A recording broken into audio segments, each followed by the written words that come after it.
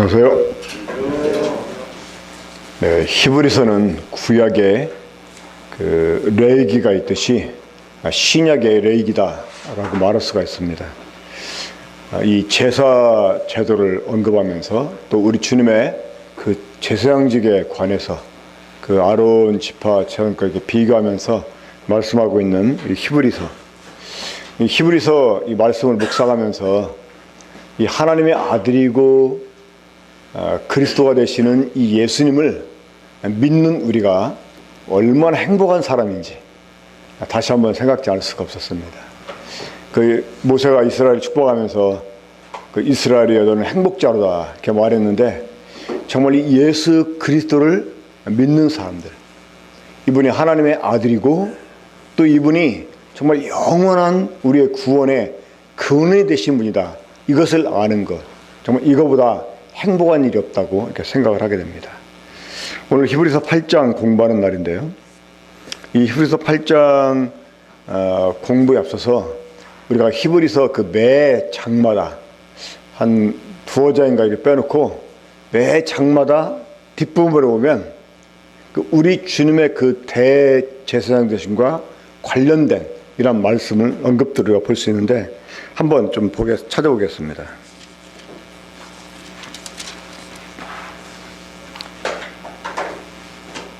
네, 먼저 우리 2장 봅니다. 2장 17절, 18절 두 절 함께 읽겠습니다.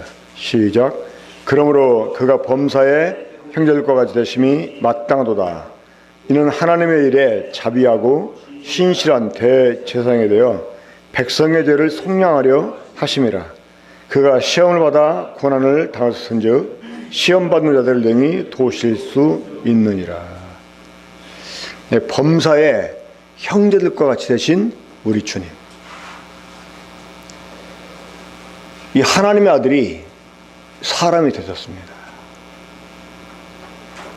이 하나님의 아들이 사람이 되신 것 때문에 오히려 비웃음을 받았습니다. 이 멸시를 받았습니다. 이 하나님의 아들이 차라리 하나님의 아들 모습 그대로 섰다면 그때 고난을 받을 필요도 없고 그렇잖아요. 멸시받을 필요도 없고 무시받을 필요가 없는데, 이분이 사람이 되심으로 인해 가지고 무시를 당했어요. 우리 주님이, 이 하나님의 아들인 우리 주님이 사람이 되지 않았다면 히브리서 기록할 필요가 없었어요. 그렇잖아요. 구태 우리 주님을 아론 지파 제사장과 비교해 가지고 이분이 멜기세덱 반차를 쫓은 영원한 대제사장이다 이렇게 말할 필요가 없었어요. 그렇잖아요. 지금 이 유다인 성도들이 우리 주님을 믿는 데서부터 돌아서 가지고 다시 이 동물 제사로 돌아가려고 하는 이런 그 영적 이기에 놓여 있었잖아요.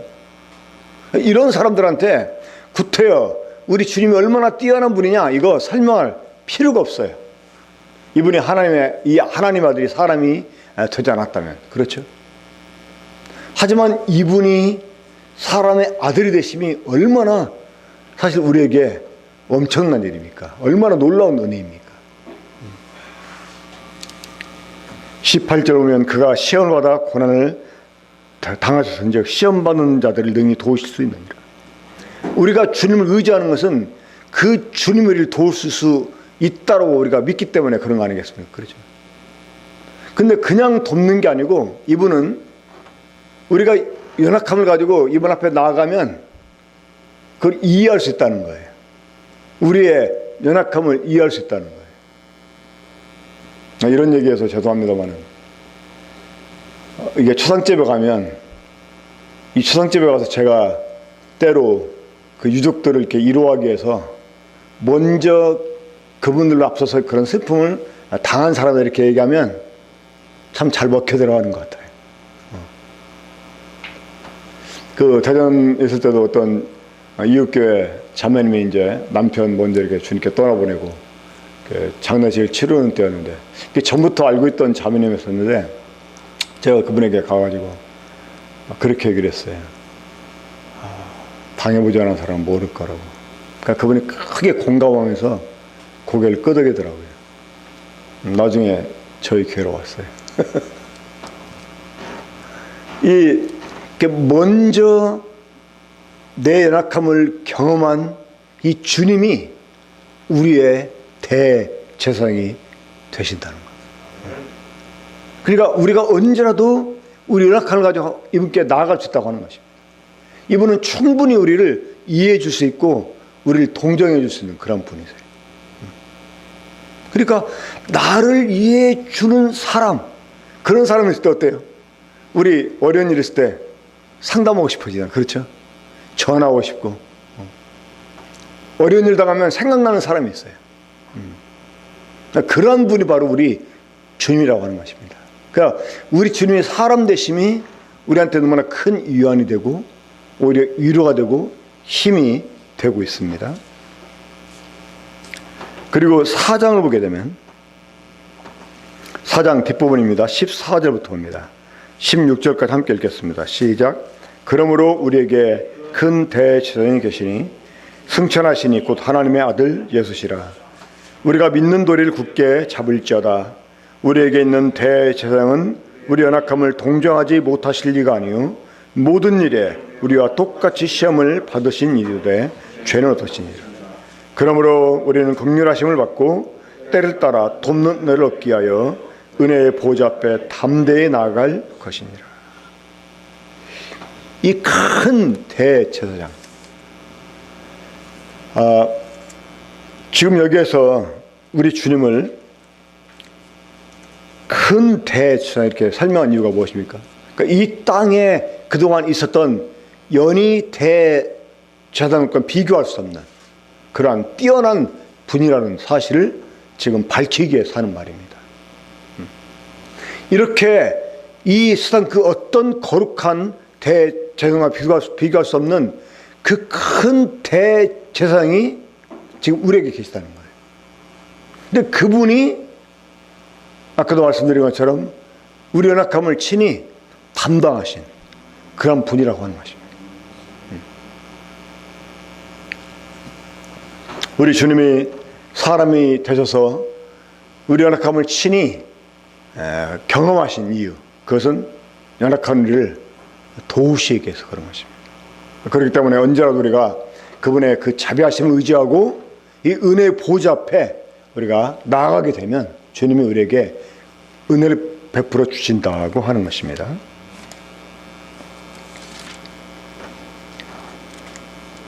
또 이제 그 10절, 5장 10절 보면 하나님께 멜기세덱의 반차를 따른 대제사장의 칭하심을 받았다 그랬는데, 이 멜기세덱의 반차를 쫓았다고 하는 거, 이게 특별한 의미지 않습니까? 오늘 이제 그 8장에 나와 있는 말씀하고도 아주 깊게 관련이 된 그런 말씀인데, 이 부분은 좀 더 뒤에 말씀드리겠습니다. 19절, 20절, 6장입니다. 6장 19절, 20절 함께 읽겠습니다. 자, 시작. 우리가 이 소망을 가지고 있는 것은 영혼의 닷 같아서 튼튼하고 견고하여 시장 안에 들어가나니, 그를 앞서가신 예수께서 멜기세덱의 반차를 따라 영원히 대제사장이 되어 우리를 위하여 들어가셨느니라. 우리 주님이 멜기세덱의 반차를 따라 영원한 대제사장이 되어가지고 우리를 위해서 지금 휘장 안으로 들어가셨습니다.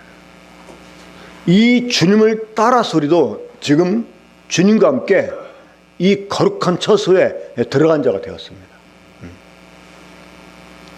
이것이 우리에게 영혼의 닷 같다 이렇게 말씀하고 있습니다.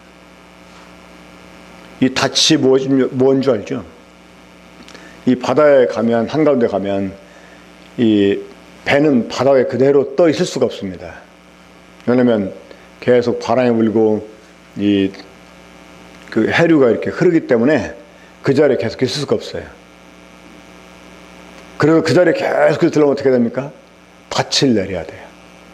이 배 앞에 보면 그 쇠줄로 해가지고 뭐 앵카처럼 이렇게 여러분 배에 보면 걸어놓은 거 있잖아요. 그게 닻인데 그거를 내려가지고 이제 바닥까지 내려놔요. 그러면 그것 때문에 이 배가 딱 고정이 돼가지고 어져가면 잘 요동하지 않습니다.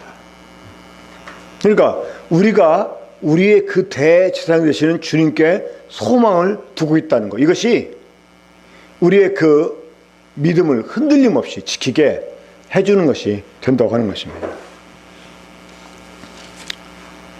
자, 이제 저지난주에도 이 7장을 통해서 우리 주님이 멜기세덱의 반차를 따른 영원한 그 대제사장이 됐다 하는 말씀 더 상세하게 공부를 했었었는데, 자, 이 멜기세덱은 어떤 사람이었죠? 멜기세덱은, 자, 멜기세덱이라는 뜻이 무슨 뜻이라고 했어요? 이분은 의의 왕, 의의 왕. 그리고 이분은 어느 지역의 왕이었습니까? 살렘 왕이에요, 살렘. 그러니까 살렘 무슨 뜻이었어요? 살렘? 이 살렘은 샬롬에서 온 말이에요, 샬롬. 그러니까 이 샬롬에서 온 말이에요. 이 히브리어 잠깐 공부하면 그 도시라는 말이 일입니다, 일. 그리고 일과 샬롬이 합해져 가지고 어떤 도시가 됐을까? 예루살렘이에요, 예루살렘. 그러니까 일, 샬롬. 그래가지고 이제 히브리어는 이 액센트가 그 맨 뒤에 모음에 있어요. 그래가지고 모음에서 멀어지면 발음이 약화가 됩니다. 그래가지고 일 샬롬이 예루살렘이 된 거예요, 예루살렘. 그러니까 평화의 도시라는 뜻입니다. 이것처럼 이 멜기세덱은 의의 왕이었고 살렘 왕이었어요. 자, 이 멜기세덱은 또 어떤 사람이었습니까? 이 하나님의 제사장이었어요. 그러니까 성경은 멜기세덱을 소개할 때 왕으로 소개하고 또 동시에 제사장으로 소개합니다.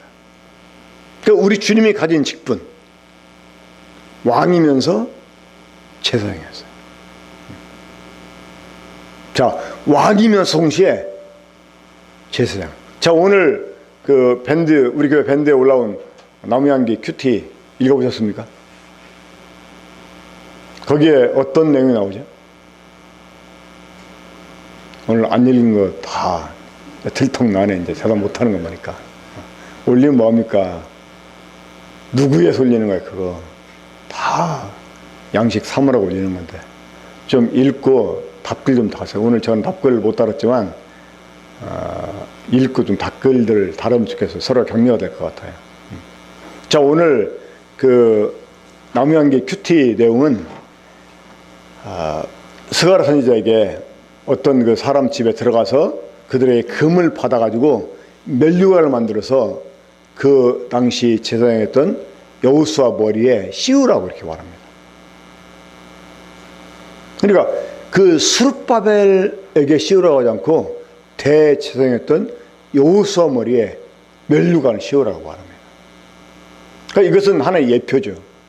그러니까 영원한 대제사장이신 우리 주님이 왕으로 오실 것을 말씀하는 거예요. 그러니까 제사장은 두 가지를 합니다. 그렇죠? 그 백성을 대신해 하나님께 제사를 드리는 일과, 그리고 하나님을 대신해 백성을 가르치면서 다스리는. 그래서 제사장을 말할 때 베드로전서 2장에서 먼저 하나님께 드리는 제사를 드리는 무슨 제사장? 거룩한 제사장. 또 백성을 가르치는 왕 같은 제사장. 이렇게 말하고 있습니다. 그러니까 우리 주님이 마치 그 여호수아가 금멜과 쓴 것처럼 우리 주님이 대제사장이 되면서 그 왕이 되시는 거예요. 그러면서 이제 그 둘 사이에 평화의 그 회담이 있을 것이다. 화평의 어떤 그 논의가 있을 것이다. 이렇게 말씀하고 있는데, 원래 이제 그 구약시대 보면 왕하고 제사장이 있어가지고 서로 협력해가지고 그 백성을 다스렸잖아요. 그 에스라와 느헤미야가 하나는 총독, 하나는 그 제사장이 확살해가지고 그 당시 유대 사람들을 다스리고 그랬었는데, 이것처럼 이 모든 그 통치권이 우리 주님께 다 주어지게 된다는 것입니다. 그러니까 요즘은 정경 분리가 되는데 정경은 정치하고 경제고, 정교, 정치하고 종교. 옛날에는 이 마을 같은 데 보면 이 주술사들이 그 마을을 다스리고 그러고 했었어요. 그리고 이제 그런 어떤 종교적인 힘을 갖고 있는 사람이 마을의 지도자가 되는, 그러다가 나중에 이제 이게 그 정교 분리가 되지 않습니까? 그러면서 이제 함께 협력 이제 해서 국가를 운영하고 그러긴 하는데, 우리 주님은 이 모든 것을 통합한 분이다. 그래서 그 둘 사이에 어떤 평화의 그 은혼이 있을 것이다, 이런 그 말씀인데, 바로 우리 주님이 대제사장이시며 왕이시면서 그걸로서 사람들을 다스릴 것을 보여주는 하나의 그 예표가 될 말씀이다라고 말할 수가 있습니다. 아무튼 여러분, 이 하나님의 아들이시면서 사람이 되셔서 우리의 연약함을 담당하신 주님, 그래서 우리 연약함을 등히 도우실 수 있는 이러한 주님, 이러한 주님이 이 아론 계열의 제사장보다 훨씬 뛰어난 이런 모습으로 또 그러한 직분을 가지고 지금 하늘에서 이분이 영원히 우리를 위해서 지금 존재하고 계시다고 하는 것입니다. 자, 이러한 것들을 전제로 깔아놓고 8장이 지금 시작을 하고 있는 것입니다. 자, 8장 보겠습니다. 그러니까 이러한 그 내용들을 말하는 이유가 뭐냐? 자, 8장 1절부터 13절까지 저와 함께 교독합니다. 지금 우리가 하는 말의 요점은 이러한 대제사장이 우리에게 있다는 것이라.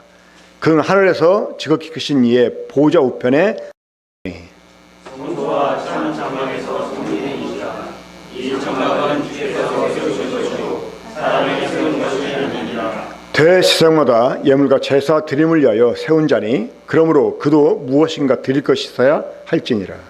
예수께서 만일 제사장이 되셨다면 제사장이 되지 아니하셨을 것이니 이는 율법을 따라 예물을 드리는 제사장이니라. 그들이 섬기는 것은 하늘에 있는 것의 모형과 그림자라. 모세가 장막을 지으려 할 때 지시하심을 얻음과 같으니 이르시되 삼가 모든 것을 산에서 내게 보이던 본을 따라 지으라 하셨느니라. 그러나 이제 그가 더 아름다운 지식으로 있으시니 이는 더 좋은 약속으로 세우신 더 좋은 언약의 중보자시다. 저 첫 언약이 무엄하였더라면 둘째 것을 요구할 일이 없었으려니와 그의 장막을 지으셨다가 말씀하시되 주께서 이르시되 볼지어다 아내를 이르니 내가 이스라엘 집과 유다 집과 더불어서 새 언약을 맺으리라. 또 주께서 이르시기를 이 언약은 내가 그들의 열조의 손을 잡고 애굽 땅에서 인도하여 내던 날에 그들과 맺은 언약과 같지 아니하도다. 그들은 내 언약 안에 머물러 있지 아니하므로 내가 그들을 돌보지 아니하노라. 또 주께서 이르시되 그날 외에 내가 이스라엘 집과 맺을 언약이 이것이니 내 법을 그들의 생각에 있고 그들의 마음에 이것을 가져가리라. 나는 그들에게 하나님이고 그들은 내게 백성이 되리라. 또 각각 자기 나라 사람과 각각 자기 형제를 가르쳐 이르기를 주를 알라 하지 아니할 것은 그들이 작은 자로부터 큰 자까지 다 나를 알미라. 내가 그들의 뿌리를 금기르고 그들의 죄를 다시 기억하지 아니하리라. 함께 읽습니다. 새 언약이라 말씀하셨음에 첫 것은 낡아지게 하는 것이니 낡아지고 새하는 것은 없어져 가는 것이니라. 그러니까 한마디로 말하자면 뭡니까? 이러한 대제사장이 우리에게 있다는 거예요. 그러면 이러한 그 대제사장이 우리에게 있다면 우리가 굳이 다른 걸 찾을 필요가 있냐 그 말입니다. 이게 비교할 수 없는, 아론 계열의 제사장과 비교할 수 없는 이 영원한 제사장직을 갖고 있는 이러한 주님이 우리에게 있는데 우리가 굳이 다른 것을 또 찾을 이유가 있냐 그 말이에요. 없다는 것입니다. 자, 이 땅에 있는 제사, 제도와 제사장들, 이것들과 우리 주님과 어떤 차이가 있습니까? 이 땅에 있는 것들은 하나의 그림자에 지나지 않다 이 말이에요. 바로 실체는 우리 주님이십니다. 실체로. 그러니까 이제 실체가 있는데 그림자 붙들고 있을 필요가 있어요? 아파트를 분양받기 위해서 모델하우스를 갔습니다. 보고 이제 계약을 맺었어요. 이제 아파트 입주 날짜가 됐습니다. 여전히 모델하우스만 계속 기웃거리겠어요? 자, 모델하우스는 이런 아파트를 줘서 팔겠다, 이걸 말하는 거잖아요. 그렇죠? 뭐 요즘 뉴스 보니까 막 그렇게 무조건 섬 분양해놓고 막 난림공사 해놓고 아직도 완공 안 해놓고 막 문제가 많은 이런 사기치는 건설도 많이 있습니다만은 우리 주님은 그런 분 아니잖아요. 자, 이미 그림자로 보여주던 그 실체가 와서 이제 그 완전하게 모든 걸 성취하고 지금 하늘에서 영원히 계시는데 이런 주님을 마다하고 다른 거를 찾을 이유가 있냐 그 말이에요. 이거는 비단 유대인 뭐 이런 그 당시 어떤 유대 그 제사제도 이것만 말하는 게 아닙니다. 다른 종교도 마찬가지고 다른 철학도 마찬가지예요. 이 고린도서장에 보게 되면 그런 철학과 초등학문 이런 것들 따르지 말 것을 말씀하잖아요. 사실 이게 유치한 것입니다.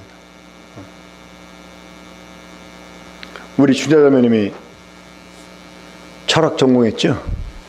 철학과 출신입니다. 근데 이 주자매님이 딱 복음 듣고 나서 저에게 했던 첫 마디가 뭐였냐면, 복음이 이렇게 원래 명확한 거냐고 물어보더라고요. 그동안 너무나 애매모호하게 들어와서 그래서 진리라는 것은 이렇게 모호한 거구나 라고 생각을 했다는 거예요. 철학을 공부했어도 깨닫지 못했던 이 복음 진리를. 그러니까 철학으로 이게 해결되는 게 아닙니다. 또 종교도 마찬가지예요. 종교도. 저도 이 종교 속에서 정말 이게 해결 안 돼가지고 자살까지 결심하고, 자살하면 지옥 간다고 그래. 자살을 못하고. 그러다가 이제 제가 이 복음을 듣고 구원을 받고 보니까.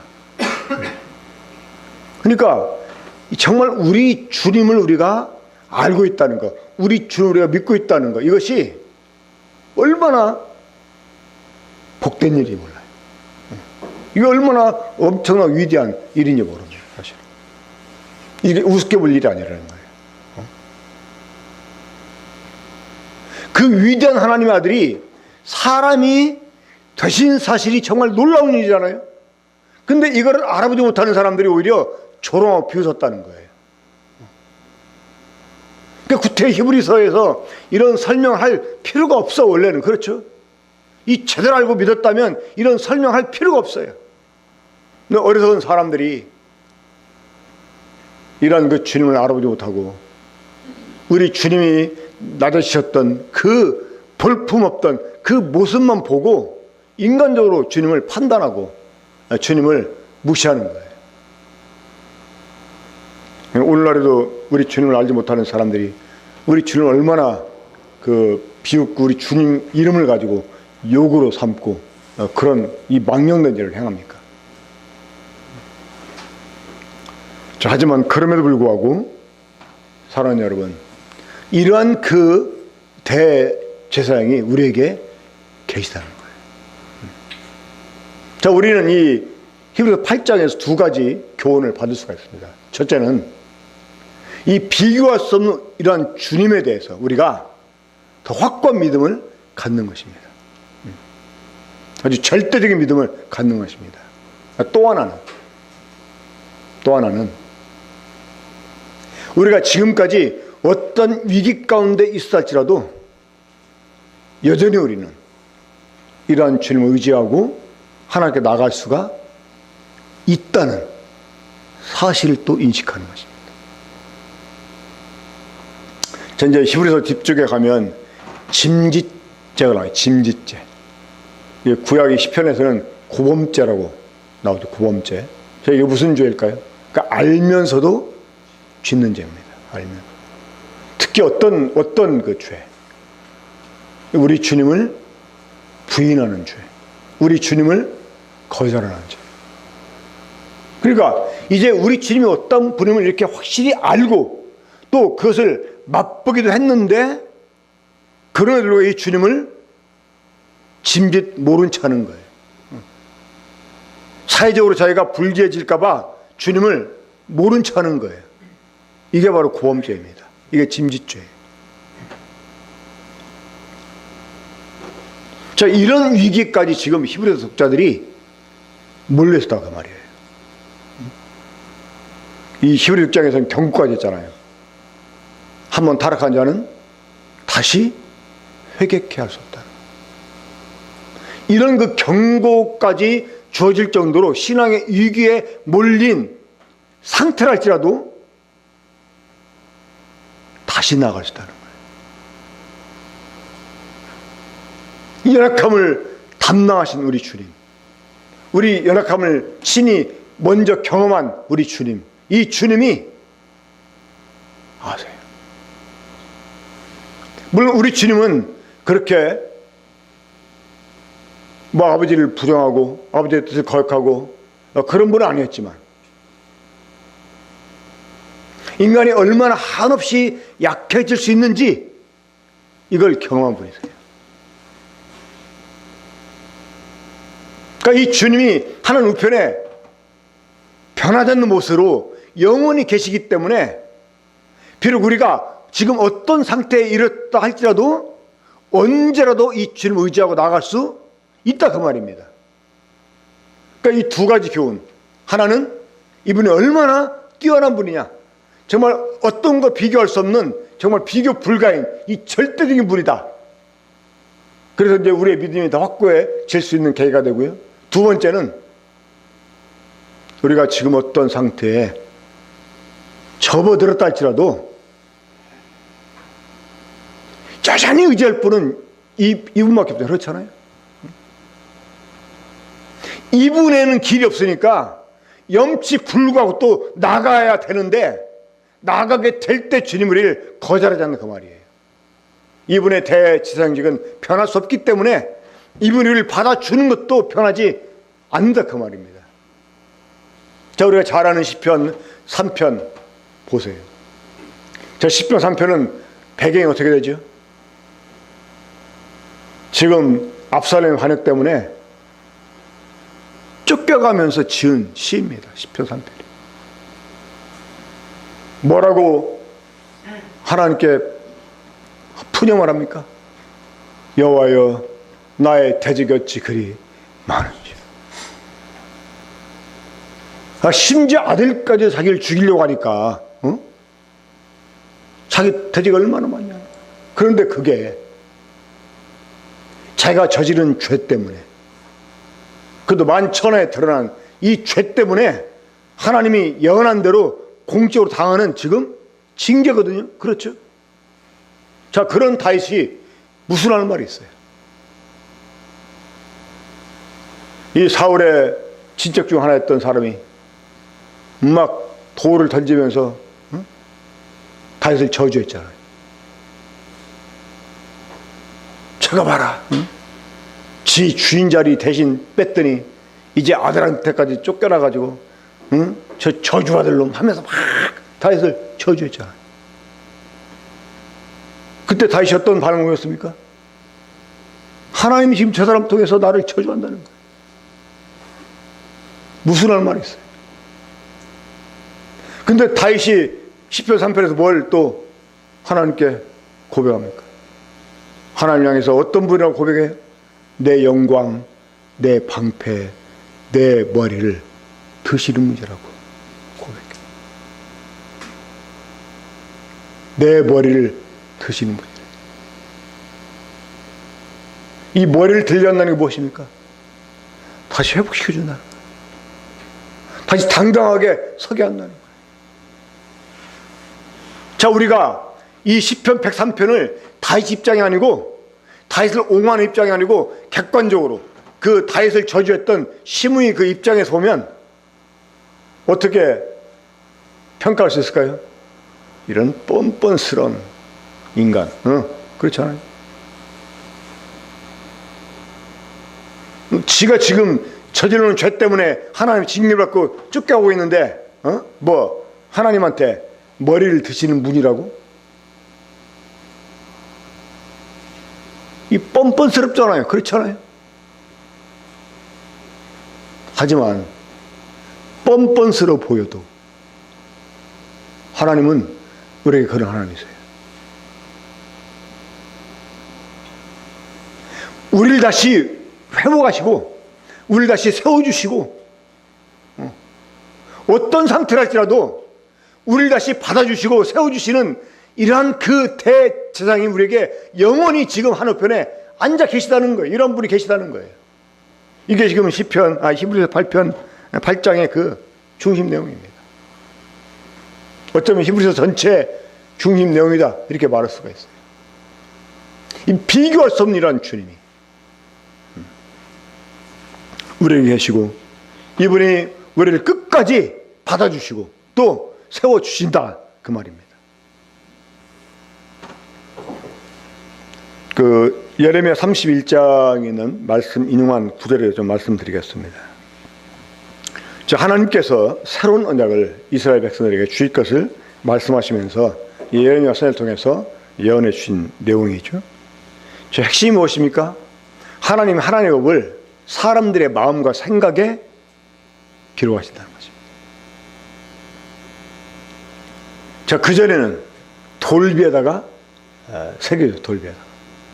그러니까 이 말씀이 하나님 말씀이 우리 마음 밖에 있었어요. 그러니까 마음 내 밖에 있는 말씀을 내가 눈으로 보고 지켜야 됐어요. 이게 율법이었습니다. 하지만 이제 은혜는 이 복음은 그 말씀이 우리의 심령에 새겨진다는 거예요. 성령으로 말미암아서. 이런 일은 우리의 대제사장이신 주님의 완벽한 구속으로만 가능한 일입니다. 그분이 완전한 구원을 이루셨기 때문에 이런 일이 우리에게 가능해졌다는 것입니다. 그래서 참 놀라운 말씀이 11절에 나오는데 또 각각 자기 나라 사람과 각각 자기 형제를 가르쳐 이르기를 주를 알라 하지 아니할 것은 그들이 작은 자로부터 큰 자까지 다 나를 아니라. 자, 여러분 이게 중요한 구절인데 실제로 저 사람이 구원을 받았나 못 받았나, 저 사람 속에 생명이 있나 없나, 저 사람이 영으로 거듭났나 안 났나, 이거요 확인하는 방법, 사실은 정확히 확인하는 방법 하나 있어요. 뭐냐? 말씀이 그 사람 속에 있는가 없는가 하는 거죠. 말씀이 그 사람 속에 있어서 말씀이 그 사람을 움직이는가, 이거 확인하는 게 사실은 가장 정확한 그 판단이다 말할 수가 있습니다. 그래서 이 말씀 시간에도 보면 이 영으로 알지 못하는 사람은 말씀 시간에 말씀을 이해를 잘 못해요. 막 졸아요.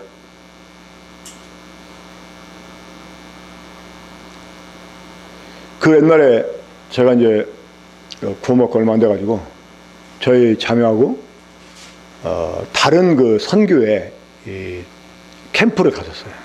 그 사람들도 복음을 전하고 그런 분들이었는데, 그러니까 그 사람들 이렇게 캠프를 하게 되면 이 구원을 상당히 강조를 많이 합니다. 이 장로교 계통 사람들이었는데, 그러니까 틴 라이프 선교인가 아마 그랬던 것 같아요. 근데 거기에 그 예수전도단 출신 그 아가씨가 나왔었어요. 근데 막 찬양 시간 되면 막 그냥 막 율동까지 하면서 막 열렬하게 찬양하는 거야. 근데 말씀만 딱 시작되면 졸아요. 얼굴에 생기가 없어요. 그럼 희한하잖아요. 말씀이 그 속에 없어요. 그러니까 말씀이 그 속에 없다는 건 이 사람이 말씀 모른다는 말이 아닙니다. 말씀 암기를 제대로 못하고 기억도 못한다 그런 말이 아닙니다. 이 말씀이 그 사람 속에 살아있어요. 말씀이 그 사람을 움직이는 이런 일이 없다는 것입니다. 그러니까 이 거듭난 사람들은요, 솔직히 이 성도도 마찬가지인데, 이 거듭난 사람들은 사실 다루기도 굉장히 쉬워요. 말씀만 던져주면 돼요. 어떤 그 교수였던 분이 구원받고, 이제 먼저 그분 이제 부인을 구원을 받았었는데, 이제 이분들이 좀 인텔입니다. 부인은 약사고 이제 남편은 교수였고, 근데 상당히 비판적인 사람이었는데 이게 구원을 받고 한 1년 뒤가 이분이 간증을 하는데 그런 얘기를 하는 거예요. 이 자기들이 이제 부부싸움을 자주 했답니다. 자주 했는데 이제 부부싸움 하러 가면 막 서로 막 이제 막 뭐 손 찍어 막 그런 건 아니었는데 그냥 막 말로 막 하고 또 한번 그렇게 다투고 나면 막 오랫동안 안 풀어지고 나중에 풀려면 막 또 서로 막 뭐 맥주 마셔가면서 이제 하고 이제 화해하고 그랬다고 그래요. 근데 이 구원받고 나서는 그 싸움도 안 되지만 싸워도 이 말씀 가지고 잘 푼다는 거야, 말씀 가지고. 근데 뭔가 아무튼 간에 그 싸우다 보면 어떤 양심의 가책이 어느 한편인가 일어날 거 아니겠습니까? 말씀 때문에. 그러면 그 말씀을 그 사람이 딱 가지고 아이고 주님 하고 이제 딱 꾸꾸라지고 나서 그 간증을 딱 하면 그 사람도 아이고 나도 그러네 하고 딱 꾸꾸라진다는 거예요. 그러니까 하나님 말씀만 딱 갖다 대면 그냥 화해가 딱 된다는 거예요. 뭐 하고 싶다 그럴 때 그래? 그럼 기도해볼까? 주님 뭐라고 말씀했니? 주님 이렇게 말씀하는 것 같은데 아 그래 정말 그러네요. 아 제가 잘못했네요. 딱 이거 실제적인 이야기입니다. 지금 다 경험한 이야기들 하고 있는 거예요. 그러니까 하나님께서 이 예수 그리스도의 피로 구속받은 사람 속에는 말씀을 이렇게 새겨라. 그 사람 마음속에. 우리 한번 고린도전서 2장 보겠습니다. 고린도전서 2장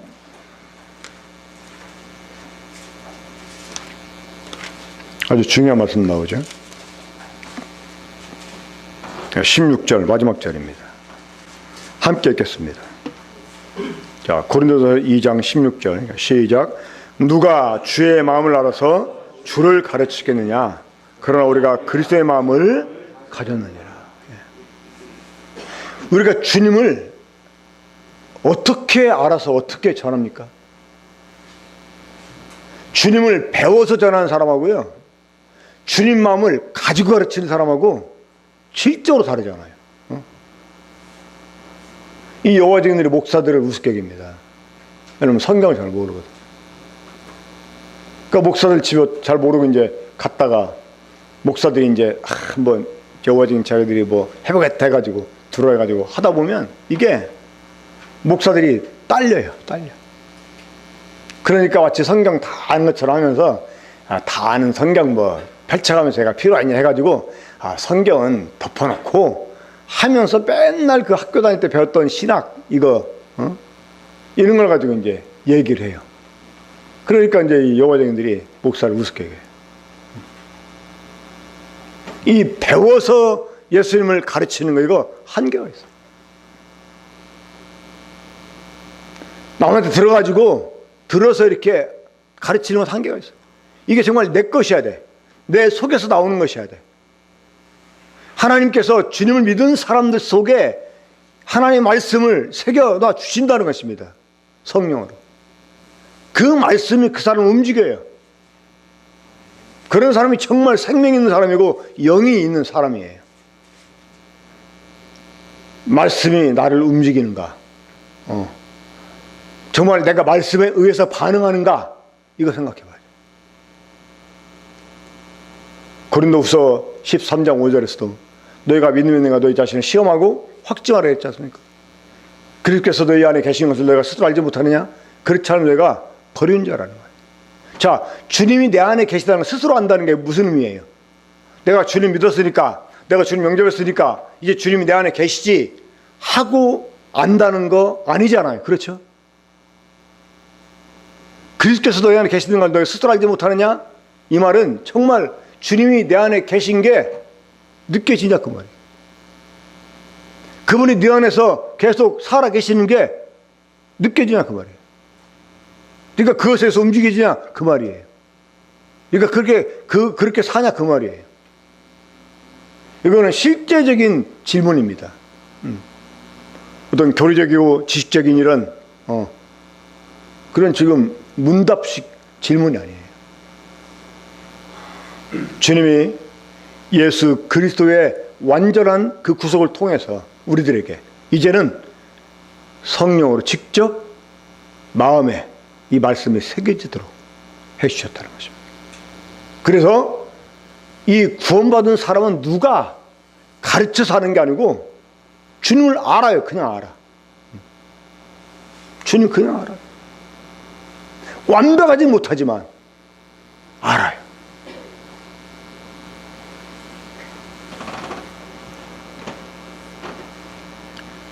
자, 이런 일이 우리에게 가능하게 된 원인, 그 바로 우리 주님의 완전한 대제사장으로서의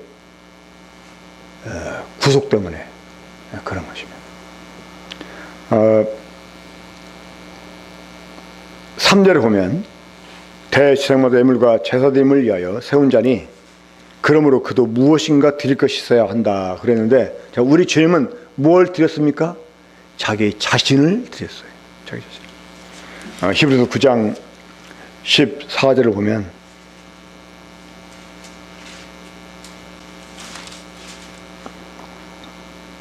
하물며 영원하신 성령으로 말미암아 흠없는 자기를 하나님께 드린 그리스도의 피가 어찌 내 양심을 죽은 행실에서 깨끗하게 하고 살아계신 하나님을 섬기게 하지 못하겠느냐. 우리 주님이 자기 자신을 하나님께 드렸어요. 그러니까 자기 자신으로, 그러니까 우리 주는 완전한 대제사장이시면서 완전한 속죄 제물이면서 이분의 그 이런 완전한 구속 사역 때문에 하나님이 이제 성령으로 우리 속에 하나님의 법을 새겨 놓을 수 있게 되었고, 이제 우리가 그로 인해서 하나님을 알 수 있게 됐다는 것입니다. 이 놀라운 주님의 구속 사역, 이제 우리가 이것을 잊지 말고 이분의 그 탁월하심에 대한 절대적인 믿음을 우리가 정말 더 굳게 가지고, 그러면서도 에베소 6장에서도 복음을 평안의 복음이다 라고 말했는데, 우리 언제 어느 때라도 어떠한 상태에서라도, 심지어 스스로 생각할 때 벼룩도 낯짝이 있다는데 이것도 똑같은 죄 짓는 것도 한두 번이지 내가 무슨 염치로 이런 생각이 든다 할지라도 어때요? 그럴지라도 우리가 주님 의지해서 나가자 그 말, 나아갈 수 있다 그 말이에요. 그 읽었던 히브리서 9장 14절 그 나오는 거 아닙니까? 흠없는 자기를 하나님께 드린 그리스도의 피가 어찌 너 양심을 죽은 행실을 깨끗하게 하고 살아계신 하나님을 섬기게 하지 못하겠냐는 거예요.